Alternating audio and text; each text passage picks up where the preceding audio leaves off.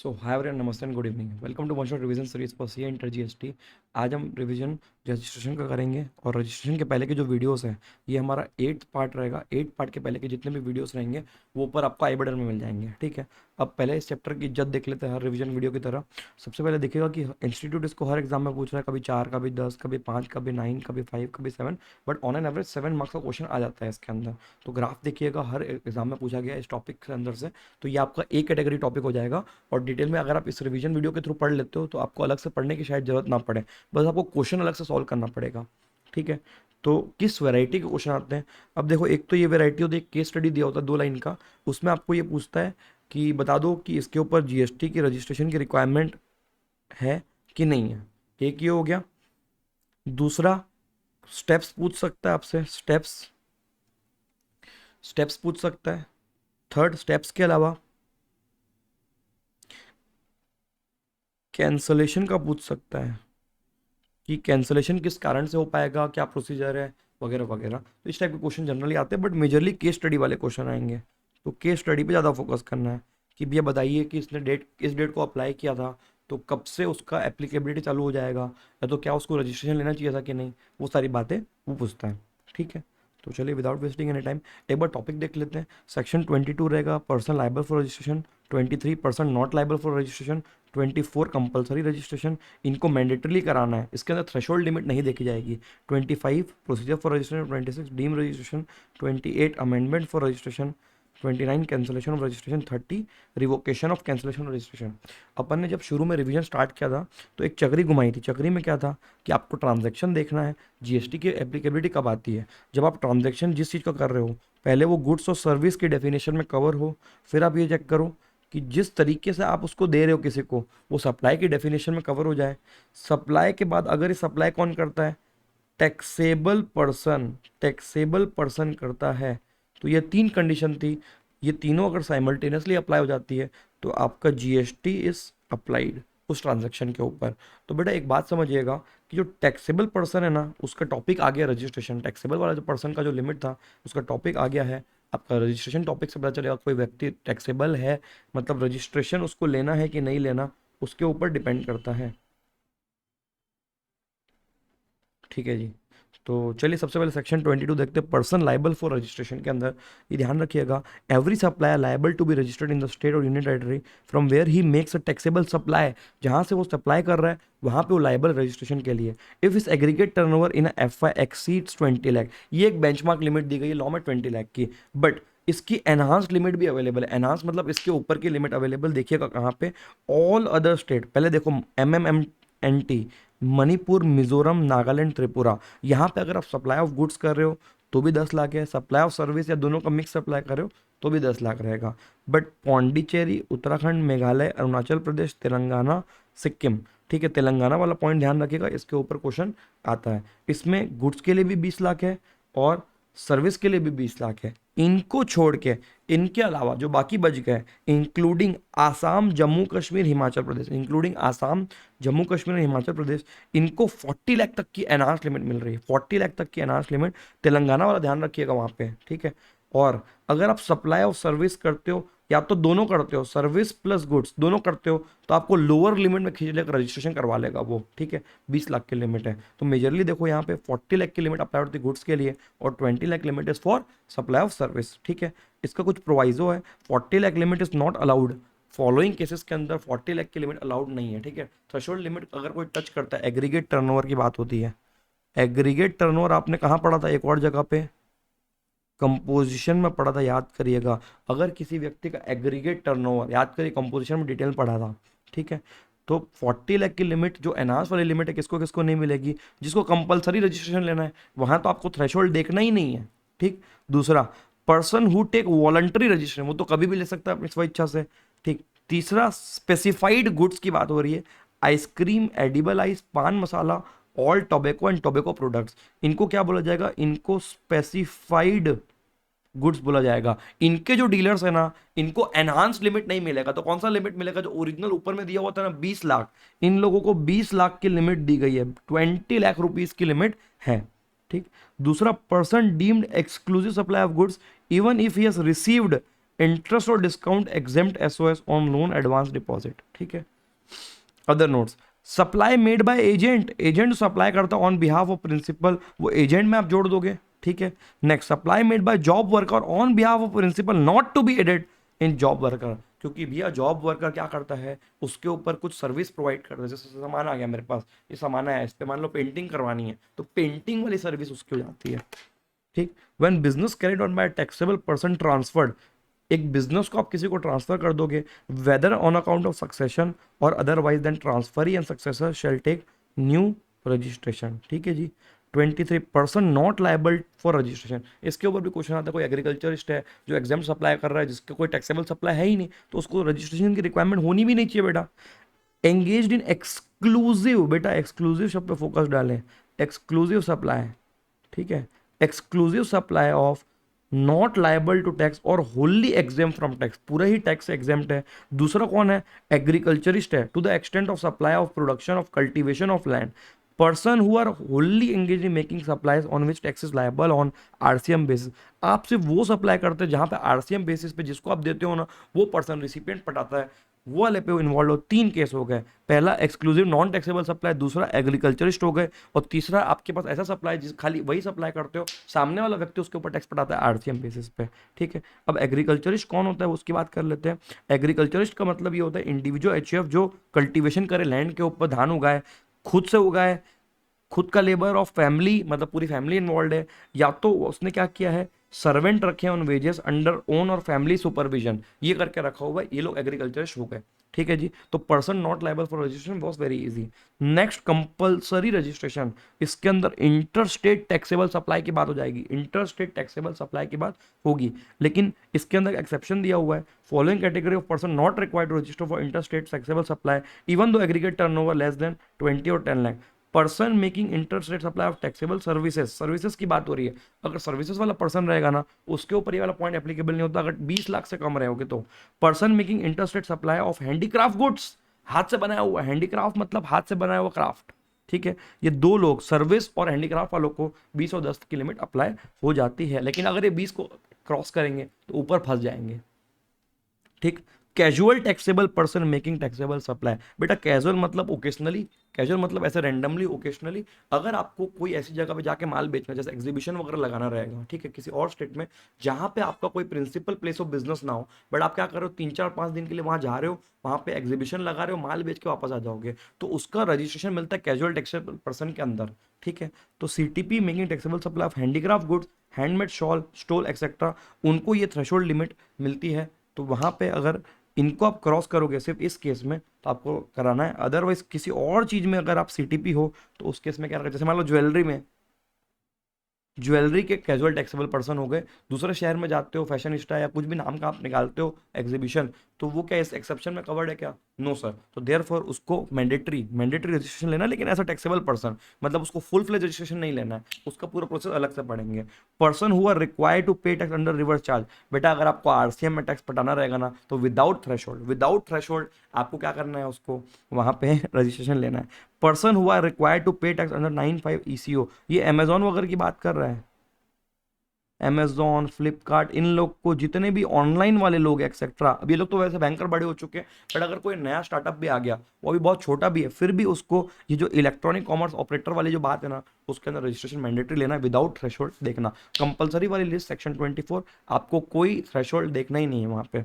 Non resident taxable person making taxable supply, NRTP, जैसे CTP होता है ना कैजुअल टैक्सेबल पर्सन, वैसे ही नॉन रेसिडेंट टैक्सेबल पर्सन भी फॉरेन से आके यहाँ पे 4-5 दिन के लिए माल बेच सकता है, उसके लिए भी एक अलग से लॉ दिया गया टेम्पररी रजिस्ट्रेशन का। सीटीपी मतलब कैजुअल टैक्सेबल पर्सन, एनआरटीपी मतलब नॉन रेसिडेंट टैक्सेबल पर्सन, ये अगर कुछ समय के लिए 4-5 दिनों के लिए अगर आएंगे बाहर अपने जगह से जहां पे इनका प्लेस ऑफ बिजनेस नहीं है, तो ये लोग शॉर्ट वाला छोटा सा मिनी रजिस्ट्रेशन लेंगे, valid for a period of 90 days, और अगर और चाहेंगे तो और 90 डेज बढ़ा दिया जाएगा, तो वो 3 महीने तक का वैलिडिटी रहेगा, वो छोटा वाला टेम्पररी रजिस्ट्रेशन लेते हैं इन लोग। पर्सन हुआ रिक्वायर्ड टू डिडक्ट टैक्स, ये टीडीएस वगैरह जो है ना, तो टीडीएस इसके अंदर भी रहता है, इसके अंदर मतलब जीएसटी के अंदर है, ये सब आप फाइनल पढ़ोगे, आप बस ध्यान रखिएगा कि जिस व्यक्ति को जीएसटी लॉ के अंदर टीडीएस काटना है, वो व्यक्ति यहाँ पे रजिस्ट्रेशन लेना अनिवार्य है। Person who are making taxable supply on behalf of other person, जैसे मान लो एजेंट है, एजेंट को मैंडेटरी है, एजेंट को मैंडेटरी रहेगा कि उसको लेना पड़ेगा, एजेंट के लिए मैंडेटरी है। इनपुट सर्विस डिस्ट्रीब्यूटर, बेटा ये जो आईएसडी का कॉन्सेप्ट है डिटेल में तो वैसे आप फाइनल पढ़ोगे, बट माइंड में एक्सेप्ट हो जाए उसके लिए छोटी सी कहानी बता दे रहा हूँ। अगर बड़ी सी कंपनी है उसमें 100 डिपार्टमेंट है, उसमें से एक पर्टिकुलरली परचेज डिपार्टमेंट रहेगा, तो वो क्या करता है, माल सबके बिहाफ पे मंगवाएगा अकेला, और वो उनको बाकियों को डिस्ट्रीब्यूट करता है, ठीक है। तो बाकी डिपार्टमेंट ना परचेज में इन्वॉल्व नहीं, परचेज डिपार्टमेंट अलग से इन्वॉल्व है। तो परचेज डिपार्टमेंट क्या करेगा, जब उनको सामान भेजेगा ना, तो उसके पास एक अलग से एक रजिस्ट्रेशन का पावर दिया गया लॉ में कि भाई तू आईएसडी बन जा, तू ना एक बार पूरी क्रेडिट खा चुका है लेकिन दूसरे वाले को नहीं मिली, तू एक काम कर, तू आईएसडी बन जा और सबको क्रेडिट डिस्ट्रीब्यूट कर दे इन प्रपोर्शन ऑफ जितना तूने उसको माल सप्लाई किया, ये कॉन्सेप्ट होता है। तो आईएसडी वाले को मैंडेटरी लेना है, ठीक। Every electronic commerce operator who are required to collect tax, ECO तो पहले भी आ गया, यहाँ पे भी आ रहा है। पर्सन हु सप्लाई गुड्स और service of both other than supply under 95 through such electronic operator who is required to collect tax, ठीक है। ईसीओ के थ्रू जो भी व्यक्ति माल बेचेगा उसकी बात हो रही है। Every person supplying OIDR service, online information and database retrieval and archival services from a place outside India to a person in India, बाहर वाला ओआईडीआर वाला पर्सन इंडिया में अगर भेज रहा है अदर देन रजिस्टर्ड पर्सन, ठीक है, नॉन रजिस्टर्ड वाले को अगर दे रहा है सर्विसेज, तो ओआईडीआर जो दे रहा है उसको रजिस्ट्रेशन लेना मैंडेटरी है। और कोई अगर सेंट्रल गवर्नमेंट नोटिफाई कर दे तो इन लोग को मैंडेटरी। इसके ऊपर ना दो दो लाइन के क्वेश्चन आते हैं, बताओ ये है थ्रेशोल्ड चेक कर रहा है, तो इनको बोलो भैया तुमको थ्रेशोल्ड चेक करने की जरूरत नहीं, तुम कंपलसरी की लिस्ट में हो, तुमको एनी हाउ करना ही है रजिस्ट्रेशन, ठीक है। तो ये ऐसे में से कोई भी केस आ जाएंगे ना एग्जाम में आपको केस स्टडी की 2 लाइन में, तो थ्रेशोल्ड चेक कर रहा होगा तो मना कर देना, उसको बोलना भाई तुमको थ्रेशोल्ड चेक करने की जरूरत नहीं, सब्जेक्ट टू जो एक्सेप्शंस दी गई थी। तो फटाफट इसको पढ़ लीजिएगा, ठीक। नेक्स्ट है procedure for registration. Procedure for registration के अंदर पहला पॉइंट है डेट का, date effective date of registration check करने का पॉइंट आता है। इस पे भी क्वेश्चंस रहते हैं, इसके ऊपर भी क्वेश्चंस रहते हैं बेटा, ठीक है। तो देखो जो लोग नॉर्मली लायबल है रजिस्ट्रेशन के लिए, जो लोग नॉर्मली लायबल है रजिस्ट्रेशन के लिए, तो अगर वो विद इन 30 डेज, जैसे सपोज से 20 तारीख को लायबल हुआ, 20 तारीख से वो 30 डेज के अंदर अगर रजिस्ट्रेशन ले रहा है ना, तो उसकी इफेक्टिव डेट को 20 माना जाएगा। और अगर 30 डेज के बाद लेगा वो, आफ्टर 30 डेज, तो जिस डेट पे उसको जो ऑफिसर रहेगा उसने ग्रांट किया होगा उस डेट को आपको इफेक्टिव मानना है, ठीक है। वापस रिपीट कर रहा हूं, अगर आप लाइबल थे रजिस्ट्रेशन के लिए, ठीक है, तो लाइबिलिटी की एक डेट होती है जिस दिन आपका टर्नओवर थ्रेशोल्ड क्रॉस किया होगा, तो उस डेट से लेकर 30 डेज तक का टाइम मिलता है कि रजिस्ट्रेशन ले लेना है। अगर आपने विद इन 30 डेज लिया, तो जिस दिन आप लाइबल हो रहे थे, जैसे अपने एग्जाम्पल 20 तारीख, तो 20 तारीख से आपको रजिस्ट्रेशन ग्रांट किया जाएगा। बट आपने अगर 30 डेज से बियॉन्ड गए रजिस्ट्रेशन लेने में, तो 30 डेज के बियॉन्ड फिर 30 डेज वाला दिन नहीं, जिस दिन ऑफिसर आपको सर्टिफिकेट देगा ना, उस दिन की डेट पे आप रजिस्टर्ड माने जाओगे, ठीक है। इसका बहुत बड़ा फर्क है, क्योंकि जिस दिन से आप रजिस्टर्ड माने जाते हो ना, उस दिन से आप आईटीसी भी उठा सकते हो और जिसको भी माल बेच रहे हो उस पर जीएसटी लगा सकते हो, ठीक। सीटीपी वालों को तो 5 दिन पहले पहले लेना है, ठीक है, कमेंसमेंट ऑफ बिजनेस, मतलब जहां जा रहे हैं उसके 5 दिन पहले तक ले सकते हैं, ठीक है। अदर पॉइंट्स क्या रहेंगे, पैन नंबर आपके पास होना चाहिए। रजिस्ट्रेशन इन स्टेट, नॉर्मली क्या होता है, देखो हर स्टेट में आपको अलग अलग रजिस्ट्रेशन लेना पड़ेगा, ठीक है। वॉलंटरी रजिस्ट्रेशन के केस में not liable to be registered on 22 और 24 may get himself registered voluntarily. कोई अगर स्व इच्छा से चाहता है कि बेटा मैं अपना सब कुछ पक्के में रखूंगा, मुझे जीएसटी के अंदर आना है, मेरे को जीएसटी कलेक्ट करके गवर्नमेंट को पहुंचाना है, तो बेटा उसको वॉलंटरी बोलेंगे, स्व इच्छा। स्व इच्छा में आप कुछ भी कर सकते हो। डीम्ड डिस्टिंक्ट पर्सन को रजिस्ट्रेशन की रिक्वायरमेंट है, ये अलग से डिस्कस हो चुका है। बैंक डिटेल्स चाहिए, बैंक डिटेल को अपडेट करना पड़ेगा। Issue of registration certificate, certificate की इफेक्टिव डेट जो मैं बोल रहा था, application file from liability days within 30 days रहेगा, तो जिस दिन date on which he becomes liable, जो अपना एग्जाम्पल था 20 तारीख वाला, ठीक है। और दूसरा है नॉट विद इन 30 डेज, तो date of grant of registration, जिस दिन आपको चिट्ठी मिलेगी ना उस दिन आपको इफेक्टिव डेट देखना है। इसके ऊपर बेटा क्वेश्चन पूछता है, 2 लाइन का मजेदार कॉन्सेप्ट है, ठीक है, बहुत ईजी है। इसके ऊपर क्वेश्चन इंस्टीट्यूट ने पूछा ही है 2-3 बार, तो इसको ध्यान से देख लीजिएगा, ठीक। और रजिस्ट्रेशन सर्टिफिकेट मिल जाए तो जीएसटीएन नंबर मिलेगा 15 डिजिट का, जिसके बीच में पैन नंबर रहेगा 10 डिजिट का, 2 आगे के डिजिट आपके स्टेट कोड रहेंगे, लास्ट के 3 डिजिट अल्फा न्यूमेरिक कोड रहेगा। उसमें जो लास्ट के 3 में भी जो पहला रहेगा 1 2 3 4, वो बताएगा कि एक स्टेट के अंदर आपने कितने रजिस्ट्रेशन लेके रखे हुए हैं, ठीक है। Display of registration certificate GSTN number आपको प्रिंसिपल प्लेस ऑफ बिजनेस में बाहर डिस्प्ले पे लगाना पड़ेगा, और अपने जितने भी इन्वॉइसेस है वहां पे भी डालना पड़ेगा, ठीक है। अब आधार ऑथेंटिकेशन वगैरह होता है,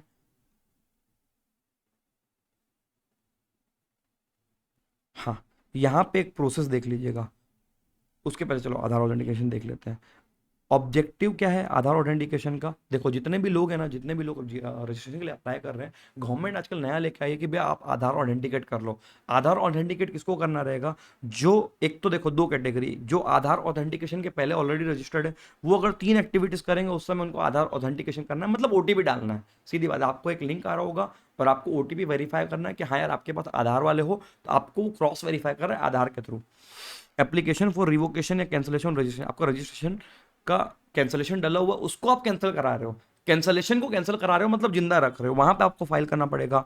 for filing of refund application, अगर आप सरकार से कोई भी रिफंड चाहते हो जीएसटी एक्ट के अंदर, और refund for export goods, export goods का अगर कोई रिफंड क्लेम कर रहे हो, ये 3 केसेस में जो पहले से रजिस्टर्ड है उसको भी अपना आधार एक बार ऑथेंटिकेट कराना पड़ेगा, मतलब वेरीफाई कराना है कि हाँ यार आप एक वैलिड आधार के पोजीशन में रहोगे, आपकी ऑथेंटिसिटी चेक की जा रही है। Okay sir. नेक्स्ट, अगर जो नया व्यक्ति अगर रजिस्टर करा रहा है, अगर वो इंडिविजुअल है, तो जो उसका प्रोप्राइटर होगा उसका आधार ऑथेंटिकेट कराएगा ओटीपी डाल के। और अगर वो इंडिविजुअल नहीं है तो एचएफ के केस में करता, कंपनी के केस में MD, full time director, member of managing committee, trust के केस में board of trustee, authorise representative, authorise signatory etcetera, या एनी अदर पर्सन नोटिफाइड मतलब जो एंटिटी होती है उसका जो मेन पर्सन होता है उसका आधार ऑथेंटिकेट करना है, क्योंकि कंपनी को कोई आधार नहीं होता। उद्योग आधार अलग चीज है, बट इंडिविजुअल, कोई एक इंडिविजुअल का आधार वेरीफाई होना चाहिए जो गारंटी ले ले कि हाँ यार मैं भी हूँ यहाँ पे, ठीक है, और उसका आधार वेरीफाई हो गया तो ऑथेंटिसिटी आ जाएगी। तो इनको आधार वेरीफाई करना है। क्यों? ऑब्जेक्टिव क्या है? To control fake invoices, fake registration कोई ना ले ले तो आधार के थ्रू आपको वेरीफाई किया जा रहा है, डुप्लीकेट रजिस्ट्रेशन,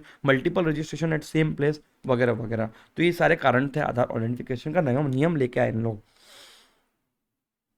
ठीक। कॉन्सिक्वेंस क्या रहेंगे? अगर आप आधार ऑथेंटिकेट नहीं करवाते हो तो आधार नंबर वहां पे असाइन नहीं हुआ, तो उस केस में क्या होगा कि सामने वाला व्यक्ति मतलब जो जीएसटी ऑफिसर है ना, वो फिजिकली वेरीफाई करने आएगा। रजिस्ट्रेशन ग्रांट करने के पहले आपका जो प्लेस ऑफ बिजनेस रहेगा उसको फिजिकली वेरीफाई करने आएगा, खुद देखने आएगा कि सब कुछ बराबर है कि नहीं है। और क्यों नहीं दोगे आधार? बताओ ना, क्यों नहीं दोगे?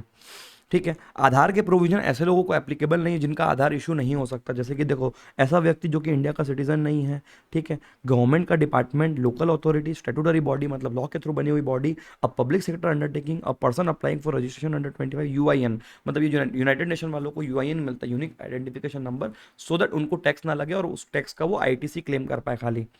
ठीक। Physical verification is okay. अब अगला टॉपिक है कैजुअल टैक्सेबल पर्सन और एनआरटीपी कॉन्सेप्ट। मैं जो आपको पहले बता रहा था ना अलग से, वो वाला कॉन्सेप्ट सीटीपी और एनआरटीपी। बेटा ये लोग क्या होता है, दोनों टेम्पररी रजिस्ट्रेशन है। सीटीपी इंडिया वाले के लिए अगर दूसरे स्टेट में जाकर एग्जीबिशन लगा रहा है टेम्पररी, और दोनों ही टेम्पररी रजिस्ट्रेशन, कोई परमानेंट रजिस्ट्रेशन नहीं हुई, टेम्पोररी रजिस्ट्रेशन। ठीक है, मतलब शॉर्ट पीरियड ऑफ टाइम के लिए इसको आप लंबा होल्ड नहीं करेंगे। तो CTP is a person who occasionally undertakes transaction, जो कि ओकेशनली ट्रांजैक्शन को अंडरटेक करता है, involve supply of goods and supply of services in the course और furtherance of business, whether as principal agent और इन एनी अदर कैपेसिटी, ऐसी जगह पे, स्टेट पे, यूनियन टेरिटरी पे जहां पे उसका कोई फिक्स्ड प्लेस ऑफ बिजनेस ना हो। और एनआरटीपी क्या होता है? Any person who occasionally undertake transaction involving supply of goods, supply of service, whether principal so and so, जिसका इंडिया में ही कोई फिक्स प्लेस ऑफ बिजनेस नहीं हो, 4-5 दिन के लिए इंडिया आ रहा है या 1 आध महीने के लिए आ रहा है। तो रजिस्ट्रेशन के प्रोविजन क्या है? कंपलसरी रजिस्ट्रेशन दोनों केस में रहेगा, ये अभी अपन 24 की लिस्ट में पढ़े भी हैं। ठीक है। और यहाँ पे वैलिड पासपोर्ट होना चाहिए इसके पास, यहाँ पे पैन कार्ड रिक्वायर्ड है क्योंकि इंडियन पर्सन है। थ्रेशोल्ड की एग्जामेशन नॉट अवेलेबल है, लेकिन एक्सेप्शन क्या है इसका थ्रेशोल्ड का? सिर्फ सीटीपी के केस में एग्जामेशन है। यहाँ पे मैं स्टार लगा रहा हूँ, अगर आप हैंडीक्राफ्ट वाला है, हैंडीक्राफ्ट वाले गुड्स पे डील करते हो, तो वहां पे 20/10 लाख का, जैसे जिस स्टेट के हिसाब से आपको जो भी लिमिट रहेगा वो आपको मिलेगा थ्रेशोल्ड का एग्जाम्पशन का benefit, but only in case of handicraft good, handicraft good, उसके अलावा नहीं। बाकी सारे केस में कोई थ्रेशोल्ड एग्जाम्पशन नहीं है, मतलब आपको एनी केस वहां पे लेना पड़ेगा। कंपोजिशन स्कीम दोनों को अवेलेबल नहीं है। रिटर्न के प्रोविजन 1 और 3 भी फाइल करेगा या 5 फाइल करेगा। आईटीसी अवेलेबल है इसको, और इसको ओनली इंपोर्टेड गुड्स पे अवेलेबल है। नोट्स टू अबाउट सीटीपी और NRTP will apply registration at least 5 days prior to commencement. जैसे मान लो वो 10 तारीख को चालू करेगा, तो एटलीस्ट यहाँ 5 तारीख के पहले इधर कभी भी वो रजिस्ट्रेशन ले ले चलेगा। Advance deposit of tax at the time of submitting the registration application, वो कर सकता है advance deposit. And registration is valid for 90 days, और चाहे तो और रिक्वेस्ट करके और 90 days बढ़ा सकता है। 90 और 90 कितने हो गए? 180, मतलब 6 months हो गया। ठीक है, maximum. Annual return is not required for CTP and NRTP. तो हाँ बेटा, इसकी जो इस टॉपिक की जो नोट्स है, इसमें इस टॉपिक का रीडिंग एलिमेंट बहुत ज़्यादा रहेगा। तो मैं आपको इस टॉपिक के नोट्स एक काम करूँगा, आपको डिस्क्रिप्शन में डाल देता हूँ इसके नोट्स वगैरह, सो दैट आपकी हेल्प हो जाए पढ़ने में और बढ़िया से आप पढ़ पाओ। तो देयरफॉर इस टॉपिक में रीडिंग ज़्यादा है, इसलिए मैं आपको डिस्क्रिप्शन में इसको डाल दे रहा हूँ। वहाँ पे जाना लिंक में और अपना नाम वाम सब फिल कर लेना, और पेमेंट कुछ नहीं करना है, शून्य, मतलब फ्री में ये वाले नोट्स आपको अवेलेबल हो जाएंगे, डाउनलोड कर सकते हो बटन से। ठीक है, विद दैट अगला है प्रोसीजर फॉर रजिस्ट्रेशन। बहुत सिंपल प्रोसीजर है। आपको जीएसटीएन पोर्टल है, gst.gov.in, इस पे जाके रजिस्ट्रेशन करना रहता है, जीएसटी आरईजी वन फॉर्म। तो सबसे पहला क्या होता है, देखो बेटा, GST REG one form file करो, पार्ट ए। इसमें आपका pan number, mobile number, email वगैरह मिल जाएगा। दूसरा, वेरिफिकेशन बाय जीएसटीएन। जीएसटीएन क्या करेगा, आपका पैन वेरीफाई करेगा, मोबाइल नंबर ओटीपी वेरीफाई करेगा, ईमेल वेरीफाई करेगा। अब अगर सब कुछ उसको ओके लगेगा तो वो आपको एक एआरएन जनरेट करेगा, application reference number. ARN generate कर रहा होगा, एप्लीकेशन रेफरेंस नंबर। ठीक, एआरएन जनरेट करने के बाद फोर्थ, एप्लीकेशन नंबर अगर जनरेट हो जाता है, इसके बाद क्या होगा, उसका एक्नॉलेजमेंट मिलेगा आपको जीएसटी आरईजी 2 में कि आपका एआरएन जनरेट हो चुका है, मेल वगैरह आता है इसके थ्रू। अगर आपकी सारी डिटेल्स कंप्लीट और सेटिस्फैक्ट्री हुई तो उस केस में आपको जीएसटी का रजिस्ट्रेशन सर्टिफिकेट ग्रांट कर दिया जाएगा। इफ नॉट, अगर नहीं हुई, तो फॉर्म जीएसटी आरईजी 3 में आपको एक नोटिस मिलेगी कि भैया एडिशनल डिटेल भेजो, एडिशनल डॉक्यूमेंट भेजो या क्लैरिफिकेशन भेजो कि हमको इस चीज़ पे डाउट है। ठीक है, अगर आपने 7 दिन में, विद इन 7 वर्किंग डेज, वहां पे आपने जवाब दे दिया, तो वहां पे क्या होगा, आपने दे दिया तो फिर वो आपको और कंसिडर करेगा। ठीक है, और आगे कंसिडर करने के बाद अगर उसको ठीक लगा, सेटिस्फैक्ट्री लगा, तो फिर वो आपको रजिस्ट्रेशन सर्टिफिकेट दे देगा। और अगर नहीं लगा तो वो आपकी एप्लीकेशन को रिजेक्ट करेगा और रिजेक्शन आपको भेज देगा आरईजी 5 में, वो आपको रिजेक्शन भेज देगा। ठीक है जी, तो ये आपका प्रोसीजर हो गया। Next, person liable to obtain UIN. अभी यूआईएन क्या होता है, यूनिक आइडेंटिफिकेशन नंबर। बड़े बड़े लोगों के लिए, गवर्नमेंट डिपार्टमेंट, फॉरेन की जो बॉडीज होती है, यूनाइटेड नेशन एक्सेट्रा, उनको अगर हमको बेनिफिट देना है जीएसटी की, आईटीसी वगैरह का, तो उसके लिए हम अप्लाई कर रहे हैं। तो नोटिफाइड पर्सन कौन कौन हो गए, यूनाइटेड नेशन की कोई बॉडी, मल्टीलेटरल फाइनेंशियल इंस्टीट्यूशन जो यूनाइटेड नेशन ऑर्गेनाइज कर दे, या एनी अदर पर्सन जिसको कमिश्नर अलाउ करे। डिफेंस की कैंटीन, बेटा जो आर्मी की कैंटीन होती है, कैंटीन मतलब खाने वाली नहीं, वो लोग वहाँ पे कैंटीन दुकान का नाम है जिसमें बहुत सारे सामान बेचते हैं विदाउट टैक्सेस, तो उनको भी यहाँ पे रिफंड लेना अलाउड है, उनको भी अलाउड रहेगा। It is for refund of taxes on the notified supply of goods और service received by them as में भी प्रिस्क्राइब। ठीक है, important point for grant of UIN, application shall be submitted by person requiring UIN within 3 working days from the date of application. Officer क्या करेगा, उसको एक UIN दे देगा। GST number तो नहीं मिलेगा, इनकी बिलिंग नहीं होती, ये लोग को सिर्फ टैक्स बेनिफिट, आईटीसी का बेनिफिट देने के लिए यूआईएन दिया जा रहा है। Registration is deemed to have been granted after expiry of 3 days। It shall be applicable to the territory of India only. ठीक है जी, अब डीम रजिस्ट्रेशन क्या होगा, अगर ऑफिसर को ये लगेगा ना कि आपको डीम रजिस्ट्रेशन ग्रांट करना है, तो चिट्ठी फेंक के आपके ऊपर बोलेगा कि आप तो रजिस्टर्ड हो, आपको एक नंबर अलॉट कर देगा। ठीक, सेक्शन 28 अमेंडमेंट ऑफ रजिस्ट्रेशन, ये किसके ऊपर अप्लाई होता है बेटा, आप ऑलरेडी एक रजिस्टर्ड व्यक्ति हो, आपको अपना email ID, phone number, address, place of business, goods, अगर कुछ भी आपको चेंजेस कराना है ओरिजिनल रजिस्ट्रेशन फॉर्म में, तो सेक्शन 28 के थ्रू आप करा सकते हो। Intimation of any change in the information furnish to be made to proper officer within 15 दिन। 15 दिन के अंदर आप प्रॉपर ऑफिसर को अमेंडमेंट फाइल कर दो। अमेंडमेंट अगेन आपके जीएसटी पोर्टल से फाइल होगी, gst.gov.in से। Amendment in non core field can be made directly on common portal, but approval is required for amendment in core field. Core field का अगर आप अप्लाई करोगे, जैसे आपका एड्रेस चेंज हो रहा है वगैरह वगैरह, तो वहां पे क्या हो, जैसे मोबाइल नंबर, ईमेल चेंज करना इज ओके, बट दूसरा होता है एड्रेस चेंज करना, तो वो कोर फील्ड में आता है, मतलब इंपॉर्टेंट फील्ड्स है, तो वहां पे आप अप्लाई करोगे, बट तुरंत उसकी एप्लीकेशन की अप्रूवल नहीं आएगी, वो एक समय लेगा, उसको एनालाइज करेगा, फिर आपको अप्रूवल भेजेगा, इतनी बात है इसके अंदर। ठीक, अब section 29 important section, cancellation of registration. Registration का कैंसलेशन भी हो सकता है बेटा, ये कैसे होगा, सुओ मोटो, आप अपनी स्व इच्छा से, पहला केस रहेगा स्व इच्छा से आप कैंसलेशन करा सकते हो। बिजनेस अगर आपका डिसकंटिन्यू हो जाता है, transferred fully for any person including that of proprietor, amalgamated with other legal entity, दूसरे एंटिटी के साथ आप अमालगमेशन कर चुके हो, डीमर्जर हो रहा है, अदरवाइज डिस्पोजल, अगर किसी तरीके से वो बंद हो रहा है, या तो आपने अपना कॉन्स्टिट्यूशन चेंज करते, पहले आप सोल प्रोप्राइटर थे, अब आप पार्टनरशिप फॉर्म में जा रहे हो, तो सोल प्रोप्राइटरशिप फॉर्म क्लोज हो जाएगी, ये होता है changing constitution. Taxable person is no longer liable to be registered, जैसे उसका थ्रेशोल्ड लिमिट से कम आ गया, तो वो सुओ मोटो अप्लाई कर सकता है कि मेरा बेटा रजिस्ट्रेशन नंबर क्लोज कर दो आप। ठीक है, कैंसलेशन बाय प्रॉपर ऑफिसर, पहला सुओ मोटो था, यहाँ पे प्रॉपर ऑफिसर ने अगर यहाँ पे कुछ भी आपकी छेड़खानी देख ली, जिसके थ्रू आप एक प्रॉपर व्यक्ति नहीं है, तो उस केस में वो प्रॉपर ऑफिसर क्या करेगा, इंक्वायरी करके शोकॉस नोटिस देगा, और शोकॉस नोटिस देके ये बोलेगा कि भैया आपका रजिस्ट्रेशन कैंसिल कर रहे हैं, बता दो क्यों ना करें। ठीक है, आपको एक अपॉर्चुनिटी ऑफ बीइंग हर्ट दिया जाएगा। ठीक है, ऐसे कौन से केसेस है? Following contravention done by the registration person does not conduct any business from the declared place of business. ठीक है, पहला तो ये कि आपने जिस जिस प्लेस ऑफ बिजनेस को डिक्लेयर किया है वहां से आप बिजनेस को कंडक्ट नहीं कर रहे हो। दूसरा, issue invoices bill without supply of goods service और बोथ। आप क्या कर रहे हो? आप बिल को इशू कर रहे हो लेकिन सर्विस और गुड्स नहीं बेच रहे हो। ठीक है, मतलब फर्जी बिल इशू कर रहे होगे। Violate the provision of section, किसी भी एंटी प्रॉफिटरिंग मेजर, ये सब चीजें आप फाइनल पढ़ोगे डिटेल में। Violate the provision of rule 10 है, मतलब आप बैंक डिटेल्स को फर्निश नहीं करते हो, मतलब बैंक अकाउंट नहीं दे रहे हो रजिस्ट्रेशन के बाद। रजिस्ट्रेशन के बाद देना पड़ता है बैंक अकाउंट, आपको 15-20 दिन का समय मिलेगा, वहां पे आपको बैंक अकाउंट देना है। वो अगर आप नहीं दोगे तो आपका रजिस्ट्रेशन कैंसिल किया जा सकता है।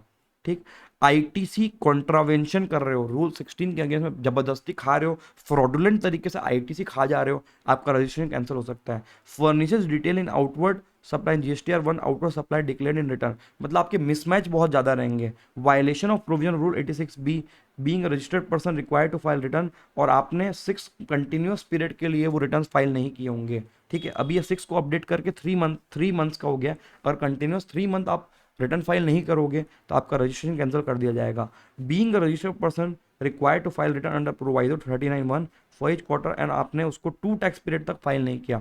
ठीक, नॉट फाइलिंग ऑफ रिटर्न, ठीक, यहाँ पे registered person has not file return for such continuous tax period as may prescribe, तो फाइनल 3 मंथ, देखो यहाँ पे 3 मंथ लिखा हुआ है। Voluntary registered person has not commence business, अगर आपने अपना वॉलंटरी रजिस्ट्रेशन लिया था और आपने 6 महीने तक अपना बिजनेस चालू ही नहीं किया है तो उस केस में भी आपका रजिस्ट्रेशन को कैंसिल किया जाएगा। रजिस्ट्रेशन बाय फ्रॉड, फ्यूचर में कभी भी ये पता चलता है कि आपने फ्रॉड के थ्रू रजिस्ट्रेशन लिया था तो वो भी आपका रजिस्ट्रेशन कैंसिल हो सकता है। कैंसलेशन कैसे होता है? अगर आप खुद अप्लाई करोगे तो 30 दिन के अंदर आप अप्लाई कर दीजिए।